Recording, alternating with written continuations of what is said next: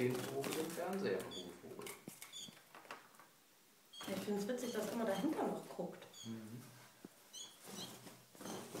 Ja, ja. Und Panik ist die Folge. Das war doch wieder klar. Das soll voll in Deckung gehen. Verrückter Vogel.